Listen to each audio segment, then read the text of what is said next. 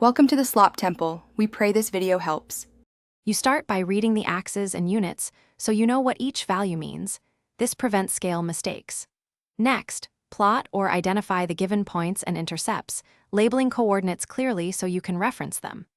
Once done, determine the slope between two clear points if needed, and draw light grid lines to guide measurements. Make sure one unit equals the same distance horizontally and vertically to avoid distortion. Now compute the slope by taking the change in y over change in x, reduce fractions, and keep signs accurate to avoid sign errors. Then use the slope-intercept form y equals mx plus b. Substitute your m and b, and plot a few points from that equation to draw the lines smoothly. After drawing, always verify by checking that a third point satisfies the equation. If it doesn't, recheck your arithmetic and plotted positions. Finish by reading off required values carefully. Identify maxima, minima, intercepts, and any requested coordinates. Do this by tracing lines or using your equation directly.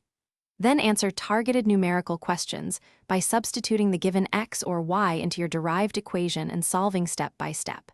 If results look wrong, recheck the scale, arithmetic, and whether any points were misplotted. A single miscounted tick mark. Thanks for watching. Consider subscribing if we helped you.